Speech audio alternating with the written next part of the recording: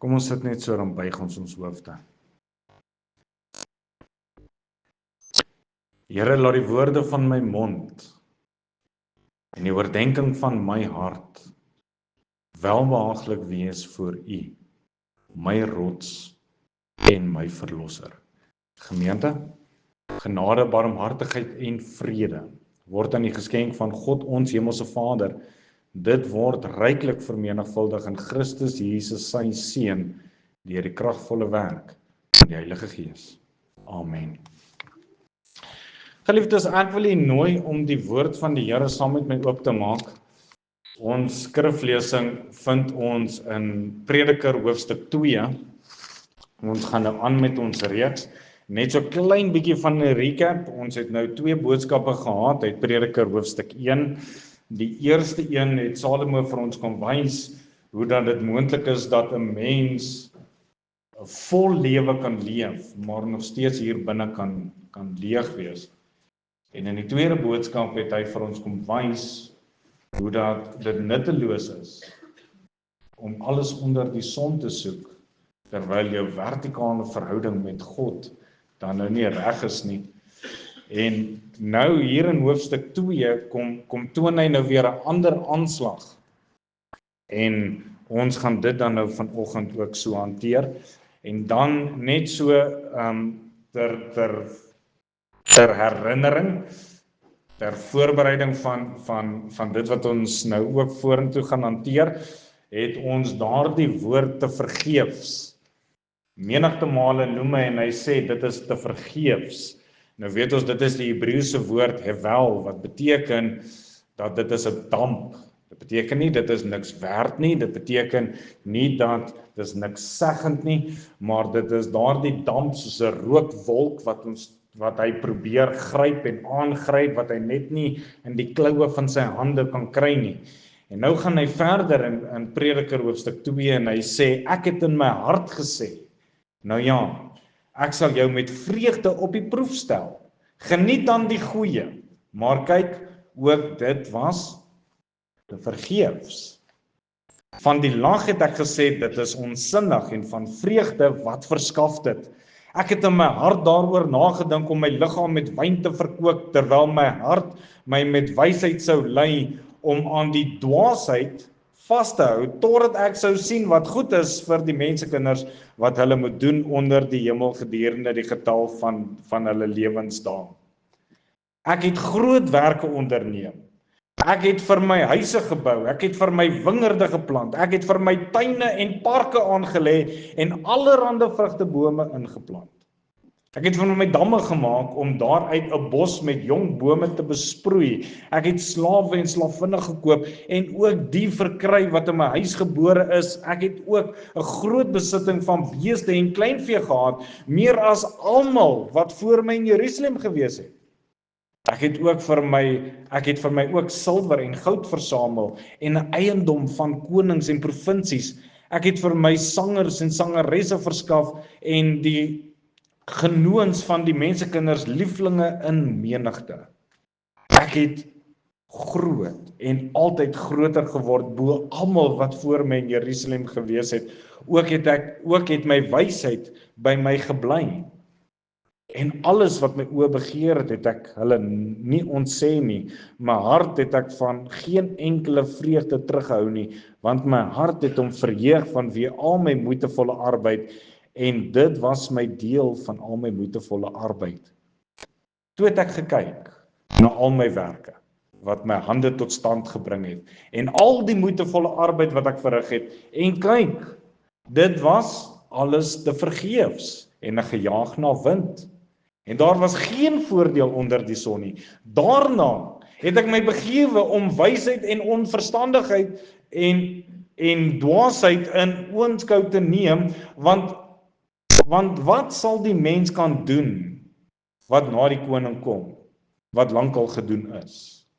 Wel, ek het gesien dat die wysheid die voorkeur het bo die dwaasheid, soos die lig die voorkeur het bo die duisternis. Die wyse het sy oë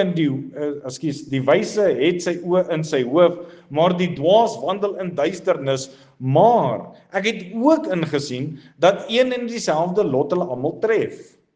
Daarom het ek in my hart gesê, dieselfde wat die dwaas tref, sal my ook tref. Waarvoor was ek dan so buitengewoon wys? En ek het in my hart gespreek en dit ook te vergeefs is. Want daar sal op die duur net so min gedagtenis wees van die wyse as van die dwaas. Omdat in die dae van wat kom, alles lankal vergeet is, en hoe sterf die wyse net soos die dwaas. Daarom het ek die lewe gehaat. Want die werk wat onder die son gedoen word, het my mishaag, omdat alles te vergeefs is en ek gejaag na wind. En ek het gehaat al my arbeid wat ek onder die son met moeite verrig het. Dat ek dit moet oorlaat aan 'n mens wat na my sal kom. En wie weet of hy 'n wyse sal wees of 'n dwaas. Tog sal hy heers oor al my arbeid wat ek met moeite verrig en met wysheid verwerf het onder die son, ook dit dan is te vergeefs. Daarom het ek my begewe om my hart aan wanhoop oor te gee vanweë al die arbeid wat ek met moeite verrig het onder die son. Want daar is 'n mens wat hom met wysheid en kennis, bekwaamheid vermoei het, tog moet hy dit as deel oorgee aan 'n mens wat daaraan geen moeite bestee het nie. Ook dit is te vergeefs en 'n groot ewel. Want wat het die mens vir al sy arbeid en vir sy strewe van sy hart waarmee hy hom vermoei onder die son? Want al sy dae is smarte en sy bemoeienis is verdriet. Selfs snags rus sy hart nie. Dit is dan ook te vergeefs. Dit is nie goed wat in die mens kleef, dat hy eet en drink en sy siel die goeie laat geniet by sy moeitevolle arbeid nie. Ek het gesien dat dit ook kom uit die hand van God. Want wie kan eet en wie kan geniet sonder hom? Want aan 'n mens wat welgevallig is voor sy aangesig, gee hy wysheid en kennis en vreugde. Maar aan die sondaar lê hy die taak op om bymekaar te maak en te versamel, om dit dan te gee aan een wat welgevallig is voor die aangesig van God. Ook dit is te vergeefs en 'n gejaag na wind. Net tot sover uit die kosbare woord van die Here vir die manne vir wie dit moontlik is. Nooi julle staan saam met my, dan soek ons die Here ook in gebed.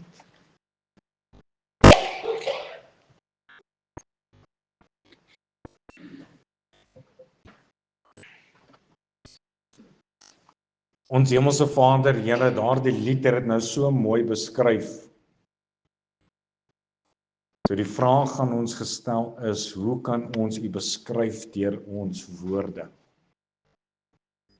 Here, hoe kan ons sin maak van alles wat hier onder die son gebeur? As ons net aan 'n wyle terugdink, Here, hoe dat U nou die sluise van die hemel vir ons oopgemaak het en ons aarde kom seën het met voedsel. Ons eer U, Here, omdat U nog in beheer is. Ons eer U, Here, wanneer U sê reën, reën dit, wanneer U sê stop, dan stop dit. Ons eer U, Here, vir wie is die groot, die almagtige. U, Here, vir wie niks onmoontlik is nie. U, Here, by wie daar geen omkering is nie. U is veranderlik, onveranderlik. En in en deur dit, Here, wie kan voor U staan? Here, ons kom as gemeente in hierdie oggend in diepe nederigheid, in diepe afhanklikheid. Kom staan ons voor U. Soos daardie Alleluia lied sê, besoek U werk, o Heer, en wil U arm ontbloot. Here, laat die volk U magwoord hoor wat opwek uit die dood. Dis ons begeerte in hierdie oggend. Nou Here, dat U ons sal kom besoek, dat U met ons sal kom werk, dat U ons harte sal kom verander. Dat ons nie sal insien soos wat Salomo hierdie bedruktheid ingesien het. Maar Here, dat ons sal hoor dit wat U vir ons in hierdie dag ook wil sê. Ons as gemeente, Here, kom buig laag vir elke begeerte wat in hierdie oggend mag heers. 'n begeerte, Here, dalk van angs, 'n begeerte van bemoeienheid, 'n begeerte, Here, om genees te word. Here, U sien ons siekeluis.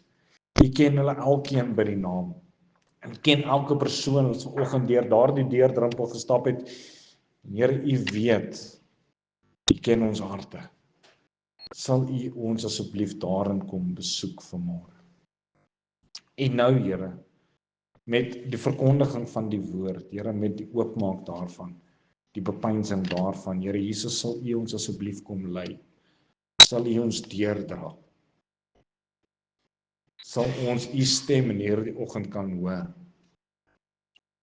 Here, sal U ook nou al die naprediker van die woord wees, wat inslag vind in die goeie grond, Here, wat menigvuldig vrug dra in ons lewens. En Here Jesus, mag U asseblief verheerlik word in deur dit alles. Ons bid dit in diepe afhanklikheid, met groot dankbaarheid in ons harte. In die naam van die Here Jesus Christus alleen. Amen.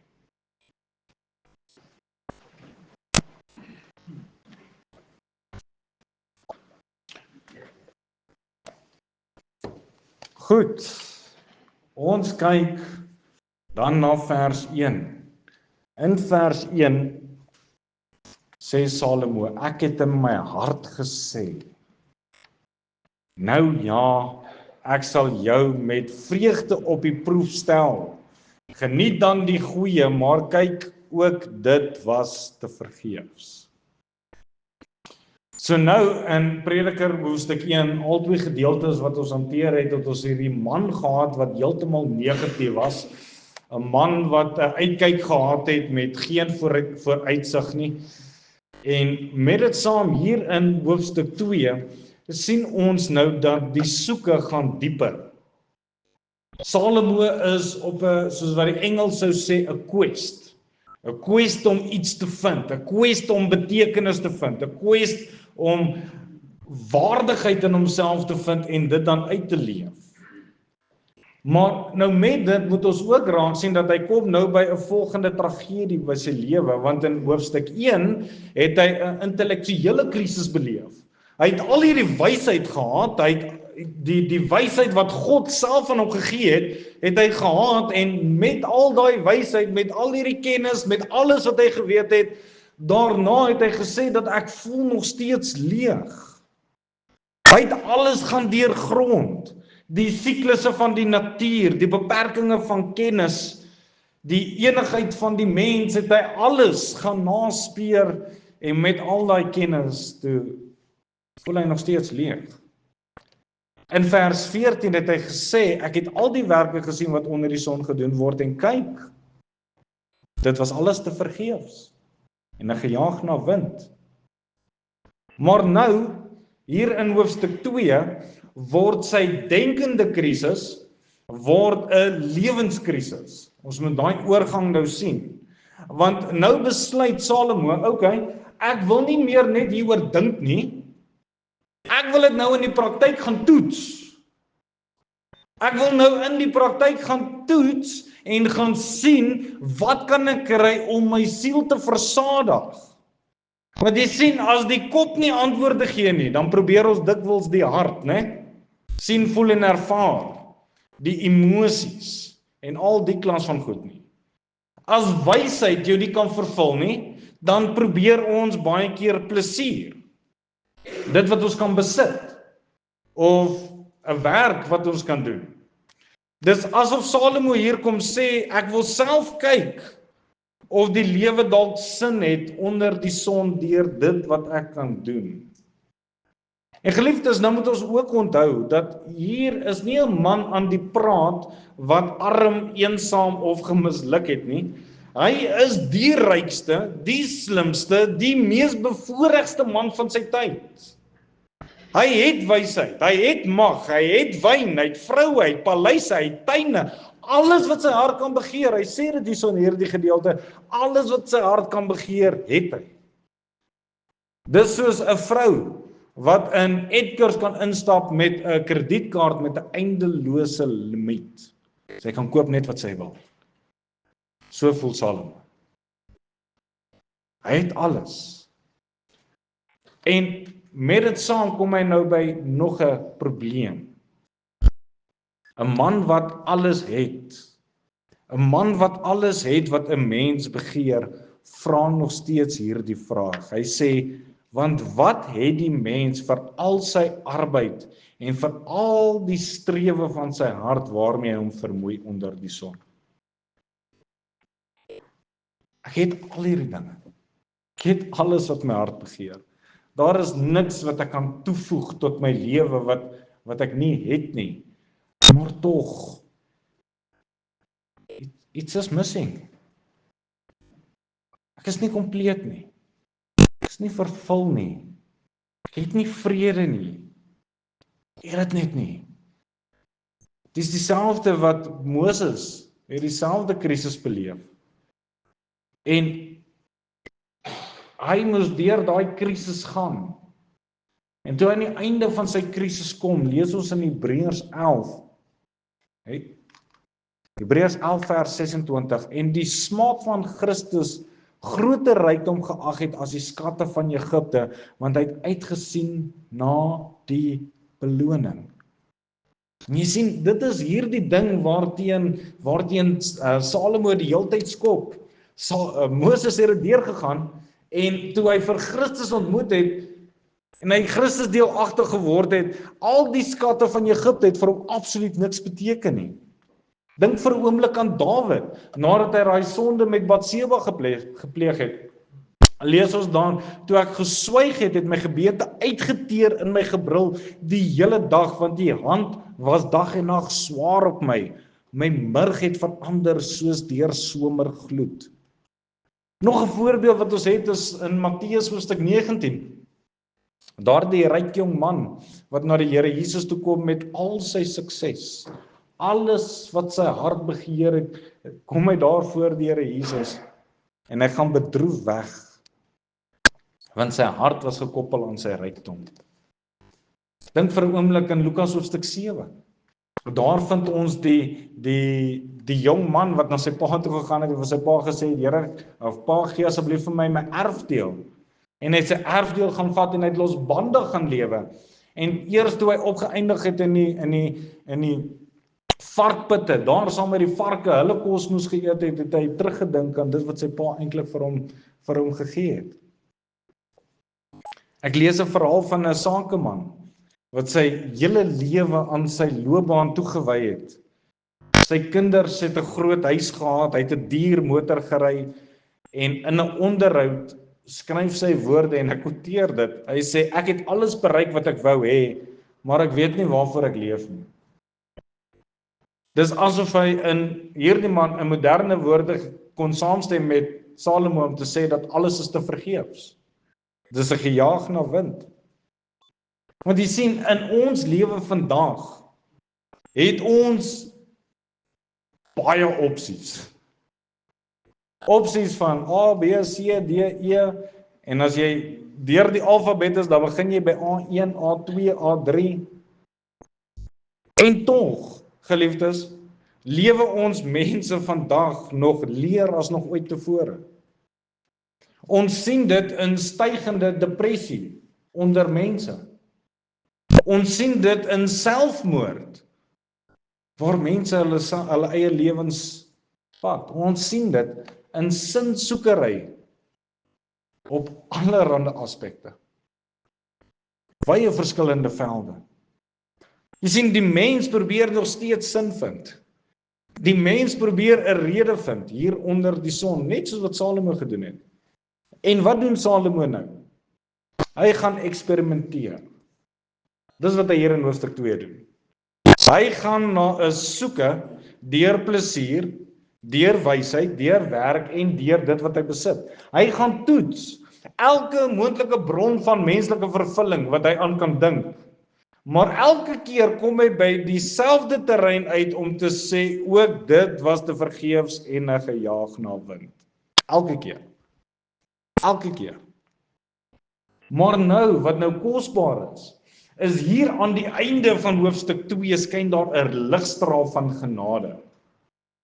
Hy ontdek dat sin, 'n rede, lê nie in dinge nie, maar dit lê in die gewer van die dinge. Hoofletter G wat ek nou wil aanhaal en ons moet daaraan vashou. Die probleem was nie die plesier nie, maar die plek waar hy dit gaan soek het. Want jy sien, wanneer jy 'n sin of 'n rede gaan soek sonder God, gaan jy altyd leeg voel. Maar wanneer jy sin vind of 'n rede vind in God, word selfs die algemene klein gewone ou dingetjies 'n geskenk. Onthou, Salomo skryf nie hier om te kla nie. Hy soek en hy soek en hy soek. Hy leer en hy leer en hy leer. Hy's 'n wandelaar deur al die donker valleie en hy kom wys vir ons sy unieke spoor. En geliefdes, so wil ek hê dat ons deur hierdie hoofstuk gaan 4 punte hanteer. Van waarmee hy gaan eksperimenteer het, wat hy daarin gedoen het en wat die uitkoms dan nou ook daarvan was. Die eerste een sien ons dat die soeke na plesier, dis wat hy gaan soek het. Vanaf vers 1 tot en met vers 11 sien jy dat hy deurgegaan in hierdie soeke na plesier. En hierdie soeke na plesier wys eintlik na die leegheid van die menslike hart. Ek wil weer vers 1 herhaal om te sê, waar hy sê, ek het in my hart gesê, nou ja, ek sal jou met vreugde op die proef stel. Geniet dan die goeie, maar kyk ook, dit was te vergeefs. So Salomo begin sy eksperiment met 'n eerlike vraag om te sê, kan plesier my dalk gee wat wysheid my nie kon gee nie? En in hoofstuk 1 het hy met sy verstand probeer sin vind. Maar nou gebruik hy sy emosies en sy ervarings, dis dat hy sê in vers 3, hy sê ek het in my hart daaroor nagedink om my liggaam met wyn te verkoop, terwyl my hart my met wysheid sou lei, en om aan die dwaasheid vas te hou, totdat ek sou sien wat goed is vir die mensekinders wat hulle doen onder die hemel, gedurende die getal van hulle lewensdae. So hy probeer nou hierso inkom, en nou probeer hy 'n balans hou. Hy probeer hierdie balans hou om alles te geniet, maar hy wil nog steeds slim bly. Want ons weet, 1 tequila, 2 tequila, 3 tequila floor. Ken daai gesegde? Ja. As jy nou iemand wil dom maak, 1, 2, 3, 4 biere, klaar. Dis verby.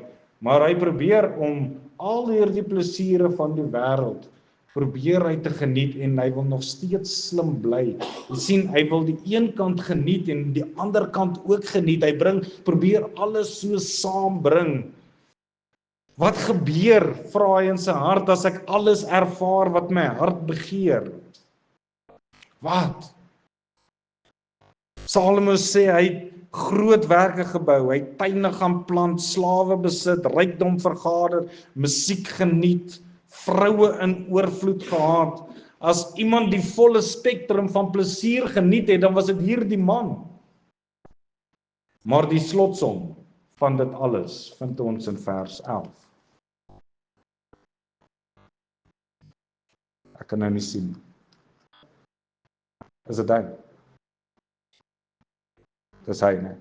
Okay, so vers 11 sê, toe het ek gekyk na al my werke, al hierdie plesierige dinge wat ek gedoen het, wat my hande tot stand gebring het, en al my moeitevolle arbeid wat ek verrig het, al die dronkenskappartytjies wat hy gedoen het, en kyk, dit was alles te vergeefs en gejaag na wind, en daar was geen voordeel onder die son nie. Hoekom?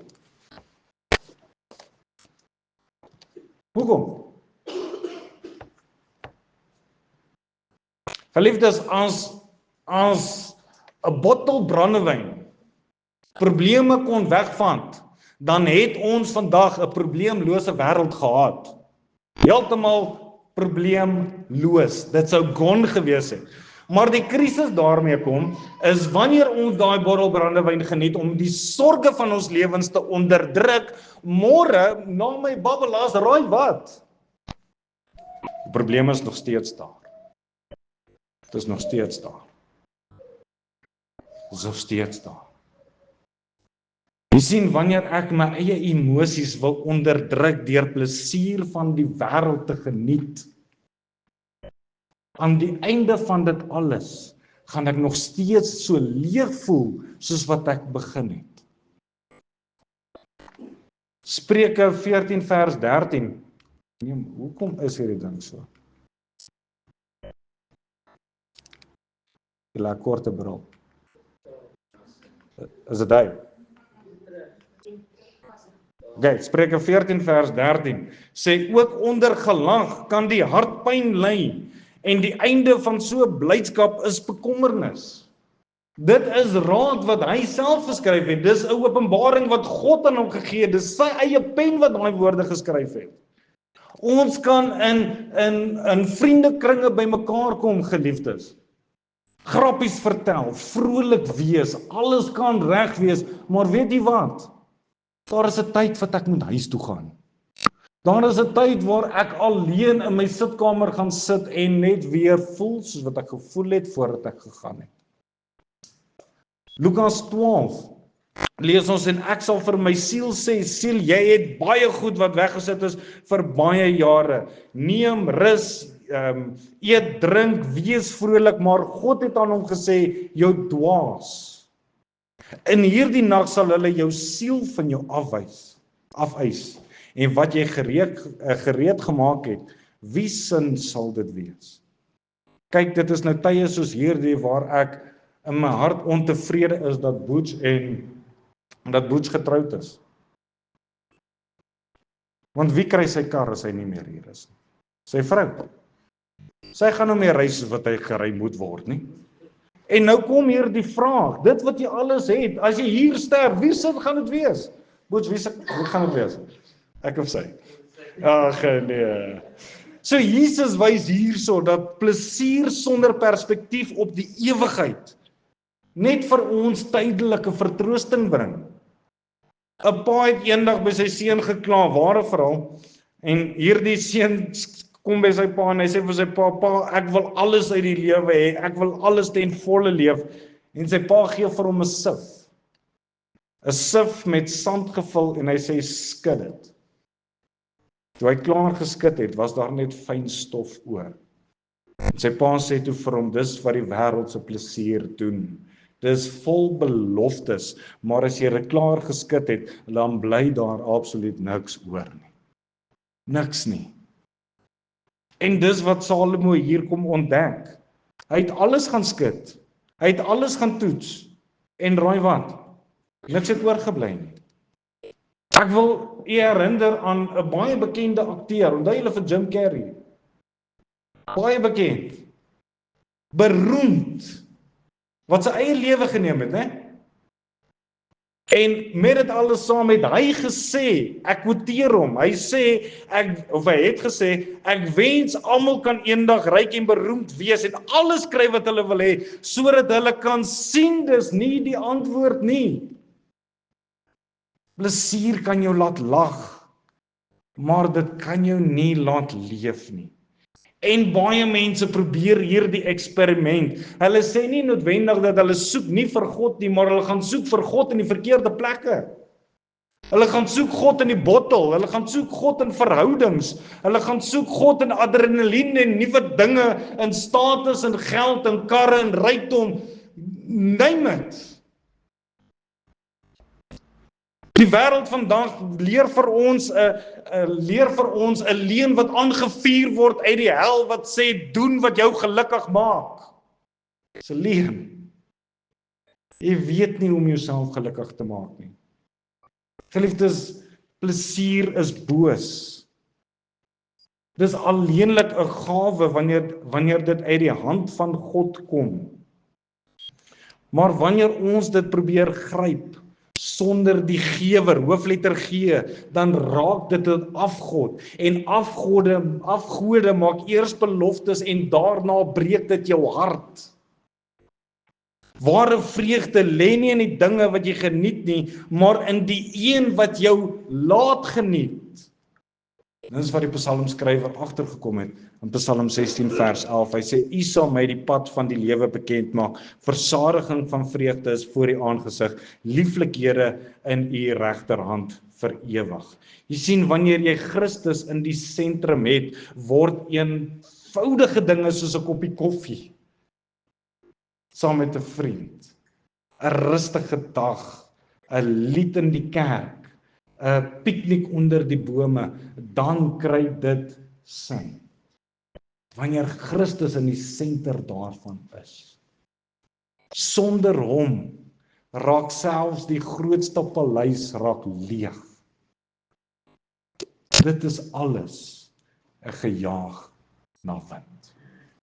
Alles. Salomo ontdek dat plesier hom nie kan red nie. Kan hom nie red van leegheid nie. En nou draai hy na iets wat slimmer klink. Hy draai na wysheid. Miskien lê daar iets daarin om slim te gaan wees. En in dit sien ons dat die soeke na wysheid wees die beperking van die menslike insig. Hy sê in verse 12 tot 14, sê hy, daarna het ek my begewe om wysheid en onverstandigheid en dwaasheid in oënskou te neem, want wat sal die mens kan doen wat na die koning kom? Wat lankal gedoen is, wel ek het gesien dat die wysheid die voorkeur het bo die dwaasheid, soos die lig die voorkeur het bo die duisternis. Die wysheid het sy oë in sy hoof, maar die dwaas wandel in duisternis, maar ek het ook ingesien dat een en dieselfde lot hulle almal tref. Sy soeke na plesier, draai Salomo nou na wysheid, want as genot dit nie kan doen nie, dan behoort intellektuele sin dit te kan doen, en hy vra, miskien lê die betekenis daarin om dinge te verstaan, om die wêreld beter te begryp as die dwaas. Miskien as ek slimmer is as die dommer ou. Miskien as ek 'n graad het, miskien as ek doktoraal is, miskien sal hierdie dinge my nou volmaak. En nou sê in vers 13, hoe op dese aarde gebeur dit? Kan julle met my nou weer help? Ek soek 2 vers 13, is dit hy? Nee. Vorige een. Okay. So hy sê in vers 13, sê hy, wel ek het gesien dat die wysheid die voorkeur het bo die dwaasheid, soos die lig die voorkeur het bo die duisternis. Met ander woorde, wysheid, dit bring insig, dit bring beskerming, dit bring goeie oordeel.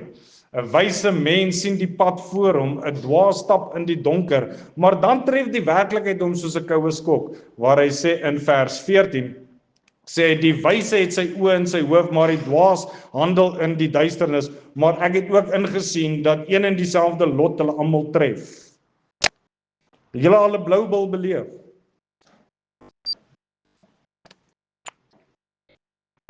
Hier aan die einde van die Karibeker, dan oorweeg hulle die opsies. Dalk, né?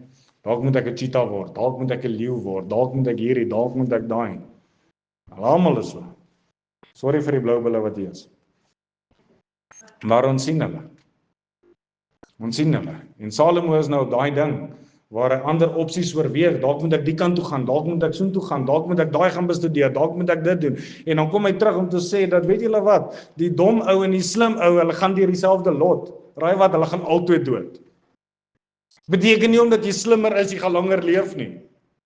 Beteken nie omdat jy dom is, dat jy vroeër gaan sterf nie. Of jy slim is, of dom is, of jy wys is, of onnoosel is, die dood maak almal gelyk. Elke liewe persoon is gelyk, wanneer ons kom by die dood. Daar is geen blywende voordeel vir die wyse sonder God nie. Niks nie. Selfs sy kennis, sy prestasie, sy naam, alles verdwyn. In vers 16, is 2 vers 16. Is dit hy? En hy? Sorry julle, hierdie pointer van my gaan hierdie week sê, ja, okay, nou is ons daar, ek soek 2 vers 16, nee, ek is nou by 1, Ek wil graag hê julle moet dit sien.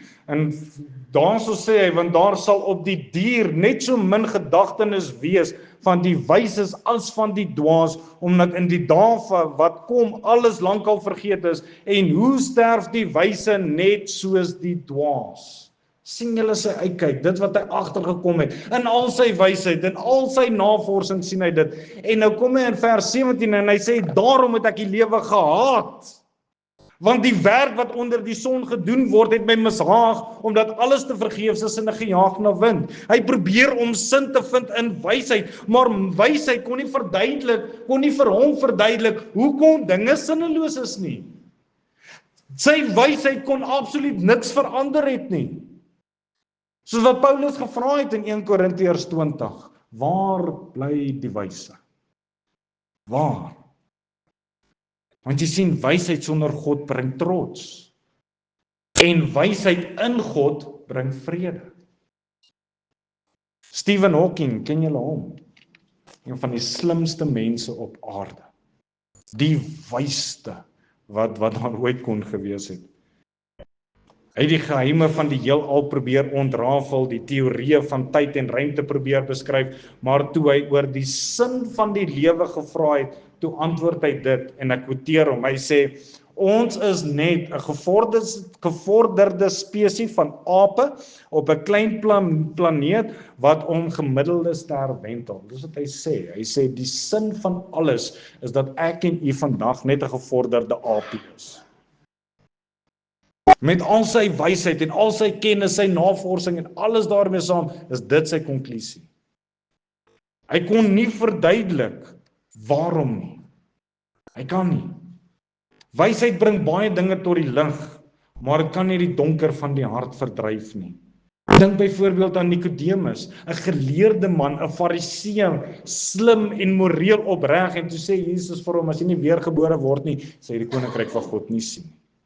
Hy moes leer dat menslike insig nie genoeg is om 'n siel te red nie. En geliefdes, ons leef in 'n wêreld vandag waar mense wysheid vergoddelik het. As jy 'n doktersgraad het, ek luister veel eerder vir die boer op die plaas, met baie respek gesê, wanneer dit by wysheid kom. Kennis en wysheid is twee verskillende dinge. En ons wil hierdie goed verafgod. Ons glo dat kennis ons sal red as ons net beter tegnologie kan kry, as ons net beter medisyne kan kry, as ons beter opvoeding het, dan sal ons sin vind, maar ons kan net rondom ons kyk en sien dat die mens is vandag in hierdie tegnologiese era nog meer verlore as ooit tevore. Jy kan die slimste mens in die kamer wees en hier in jou hart absoluut leeg. Jy kan die Bybel goed ken en die Here nie ken. Geliefdes, daar is 'n gevaar dat ons met kennis vol kan raak en geloof leeg kan raak. En Salomo wys dat buite God is dit net 'n poging om beheer te neem oor iets wat ons nie kan beheer. Eintlik wat die mens wil doen. Ons wil ons eie bestemming bepaal, ons wil ons eie lot uitwerk. By die Here werk dit nie so nie. Die enigste wysheid wat sin bring, is dit wat na Christus lei. Dit is wat ons lees in 1 Korintiërs 1 vers 30 waar hy sê, maar deur hom is julle in Christus Jesus wat vir ons geword het, wysheid uit God en geregtigheid en heiligmaking en verlossing. Jy sien, Christus is die sleutel wat Salomo se probleem moet kom oplos. Hy wys vir ons dat ware sin nie lê in dit wat jy weet nie, maar in wie jy ken. Ons ken daai gesegde. Dis wie jy ken vandag, as jy werk wil hê. Dis wie jy ken. Wysheid lê daarin, ook in wie jy ken. En wanneer jy hom ken, begin selfs jou kennis en jou werk en jou denke nuwe betekenis te kry. Nuwe betekenis. Sonder hom kry ons nie die wysheid nie. So ons kon sien dat plesier en nie vir hom waarde gegee nie, Wysheid bring nie vir hom waarde nie.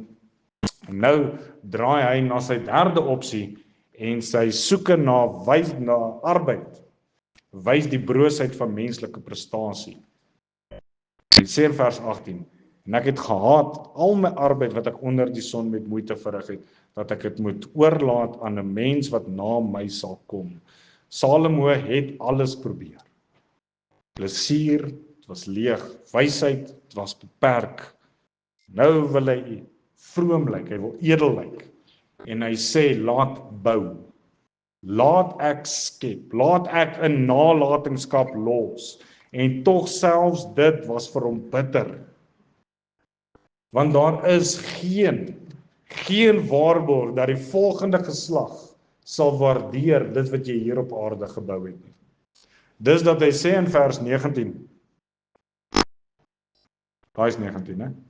Hy sê in vers 19, en wie weet of hy 'n wyse sal wees of 'n dwaas, tog sal hy heers oor al my arbeid wat ek met moeite verrig en met wysheid verwerf het onder die son. Ook dit is dan is te vergeefs. So Salomo dink aan die feit dat alles waarvoor hy geswoeg het, die paleise, die tuine, die goud, die kennis, raai wat afpop het nie 'n venter trailer wat dingetjies vir jou hemel te vat nie. As niks. Die vat niks aan. Niks nie. En nou kom beskryf hy daai werker in vers 23, hy sê, want al sy dae smart en sy bemoeienis is verdriet, selfs snags rus sy hart nie, dit is dan ook te vergeefs. So hy werk hard, hy bekommer hom, hy lê wakker en vir wat? Om dit alles vir iemand anders te los.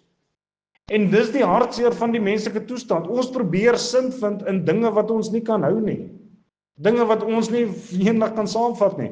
Dis dat Psalm 39 vers 6 sê, waarlik die mens wandel as skadubeeld rond, ja, hulle wil verniet, hulle stapel op en weet nie wie dit sal insamel nie. En ons dink nooit regtig aan die woorde van die Here Jesus waar hy sê, moenie vir julle skatte bymekaar maak op die aarde waar mot en roes verniel, waar diewe inbreek en steel. Ek lees 'n verhaal van 'n boer, megaboer, groot boer.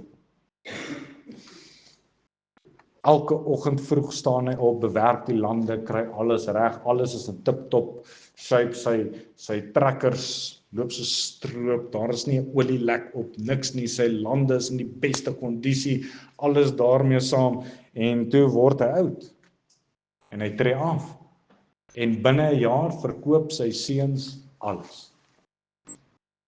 Alles. Niks oor. Niks nie.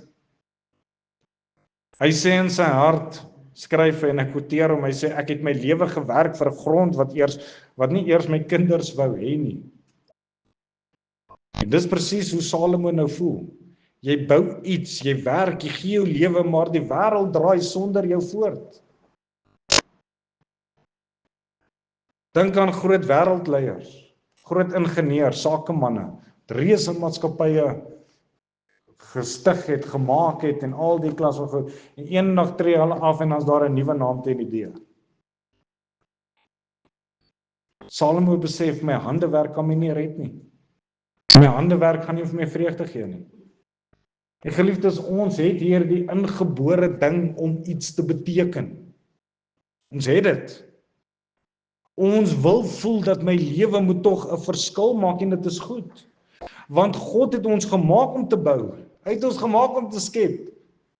Maar wanneer ons werk die bron van ons identiteit maak, dis daar waar ons uitbrand. Ons leef in 'n tyd waar mense uitgeput is, nie net fisies nie, maar geestelik ook. Hulle dra die las van sukses, van prestasie, van aanvaarding, en Salomo sê dis alles 'n gejag na wind. As jy werk vir God, is dit aanbidding. As jy werk sonder God, is dit 'n las. Werk word eers sinvol wanneer dit deur hom begin en deur hom beëindig word. Dis dat ons lees in Kolossense 3 vers 23, en wat julle ook al doen, doen dit van harte soos vir die Here en nie vir mense nie. Ken julle vir Bobby Petkoff? Gehoor van Bobby, hy besit Midmark Motors daar in Pretoria.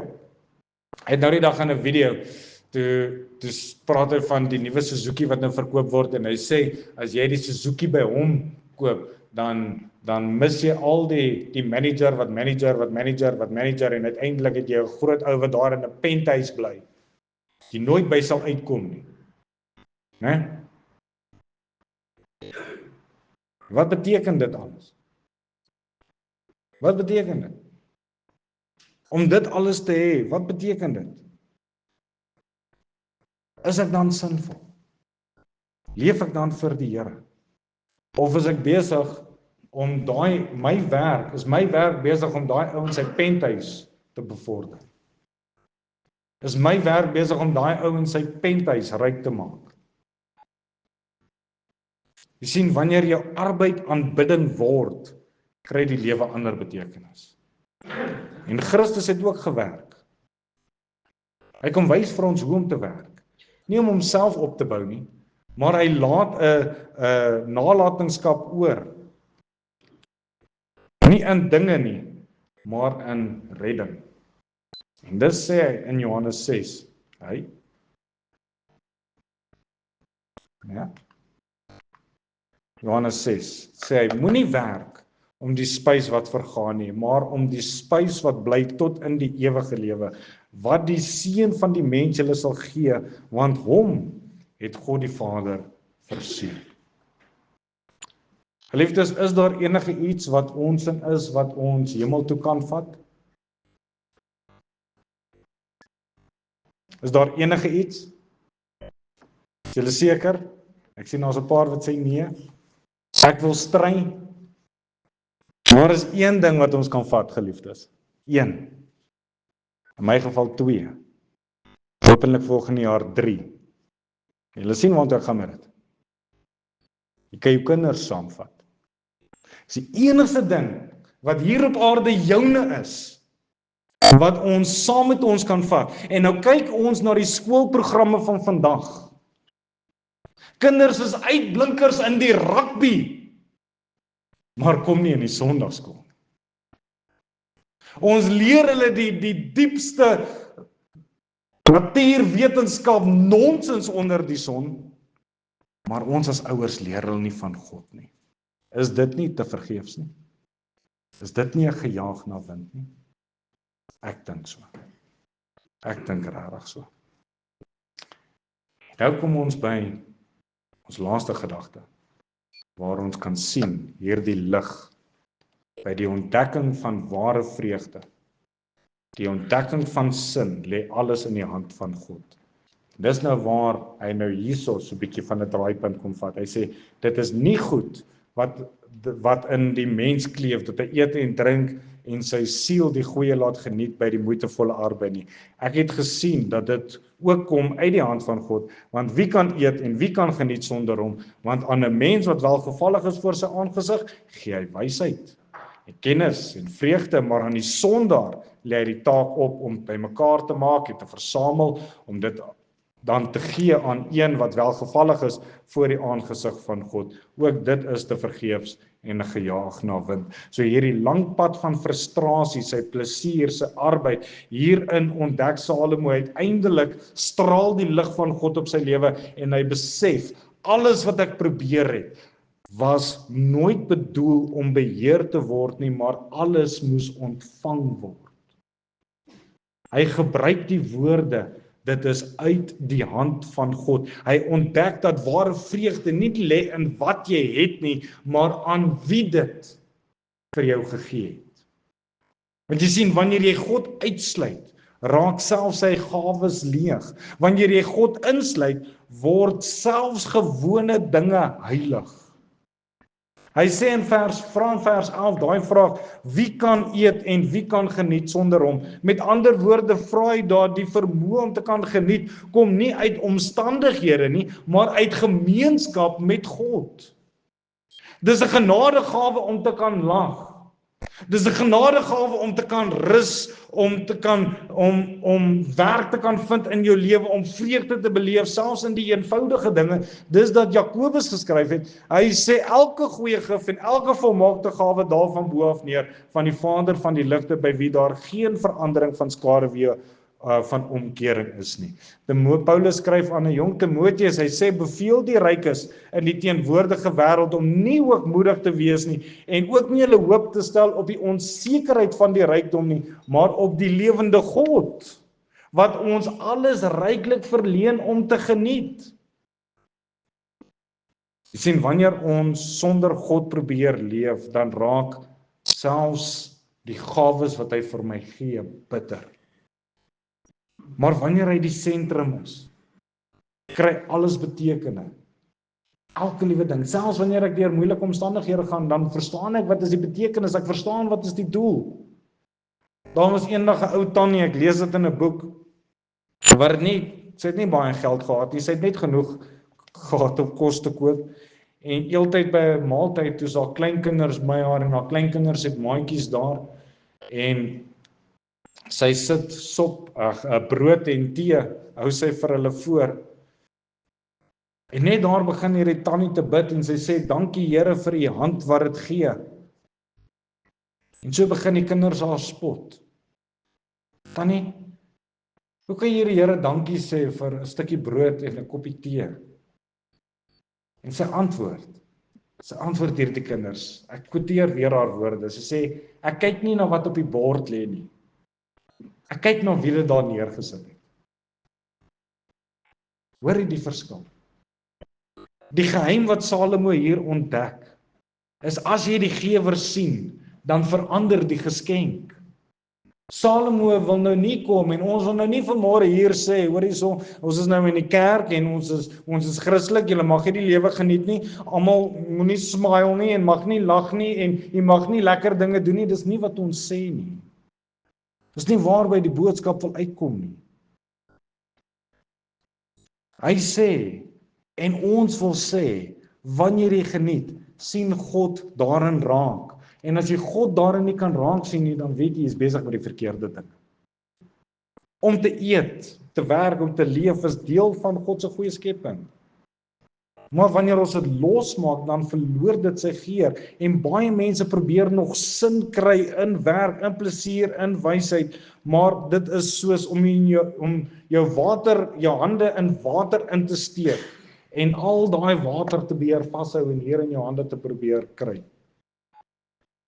Die sleutel lê daarin om te sê, Here, alles wat ek het kom uit u hand. Dit kom in elk geval uit sy hand uit. Dit is net 'n bietjie tyd dat ons dit erken dalk. Ek ontvang alles wat u my gee met dankbaarheid, want onthou, in 'n oomblik en 'n oog van kan dit ook weg wees. En wanneer jy so leef, dan word gewone dae heilige dae. Klein dinge, jou kinders se lag, jou werk, rus, ete saam met vriende. Daarin kan jy geleenthede raak sien om God se goedheid te proe. Die volle vervulling van hierdie vers kom eers wanneer Christus Jesus 'n verandering in my lewe bring, want in hom het God vir ons al hierdie gawes gegee. Dis wat hy bedoel het in Johannes 10 vers 10. Hy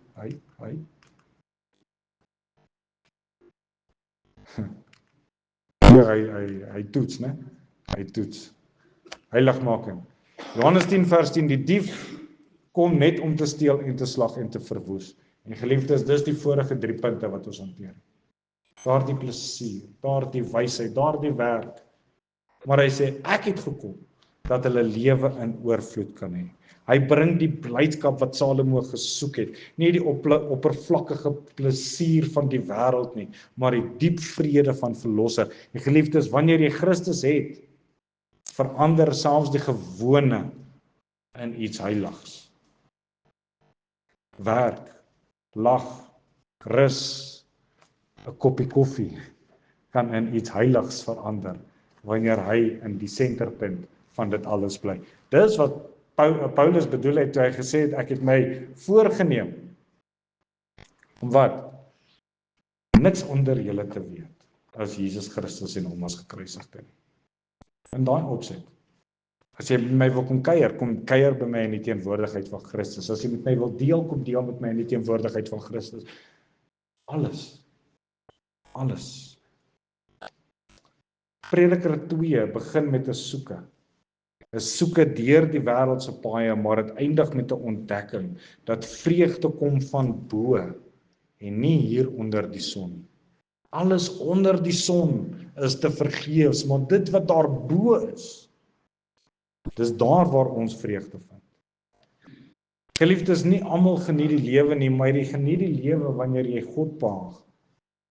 Nie omdat, en geliefdes, mag dit ons uitkyk ook wees. Om vir die Here te kan sê, Here, ek wil nie net lewe nie, maar ek wil uit U hand lewe. Wanneer die wêreld leeg voel, onthou, God het nie beloof dat jy alles sal hê nie. Dis nie wat God ons beloof het nie. Dit staan nie so in die Bybel dat ons alles gaan hê wat ons harte gaan begeer nie, maar hy het beloof dat hy vir ons genoeg sal wees. Hy is vir ons genoeg. En as hy nie vir jou genoeg is nie, geliefdes, kruisig daai afgode. Soek nie sin in dit wat ons bou nie, maar in wie jy bou.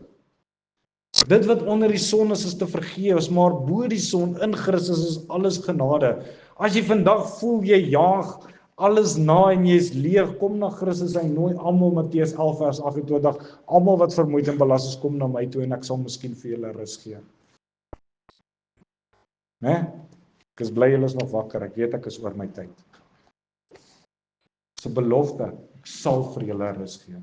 Ek sal. Geliefdes, as jy verlei is deur plesier of sukses en dit uiteindelik jou identiteit geword het, laat die Here dit breek en nuwe maatstawwe kom vorm. As jy 'n pa of 'n ma is, geliefdes, gee vir jou kinders 'n nalatenskap. Nie 'n groot huis of 'n plaas nie, maar los vir hulle jou geloof na. Laat jou kind jou Bybel vat nadat jy gesterf het en dat jou kinders kan sien, jeug, met pa was ernstig hierso. Hy het met die Here gepraat, ek kan dit sien. Laat ons hom in alles raak sien, want in en deur dit was dit Salomo se krisis. Hy het alles deurgegaan. En ons het een van twee keuses vanmôre. Ons kan gaan eksperimenteer, net soos wat Salomo het, gaan probeer dit, bel my oor 6 maande, of ons kan nou die erns maak, om met die Here erns te maak. Ons kan nou die erns maak, om ons prioriteite in lyn te kry. Ons kan nou die erns maak, om te sê, te hel met dit wat die wêreld bied, ek soek dit wat God my bied, in hierdie oggend. Liefdes, mag dit die begeerte van ieder en elkeen van ons se harte wees in hierdie tyd ook. En mag hy vir ons wys waar ons moet vat en waar ons ook so moet los. Amen. Kom ons bid saam.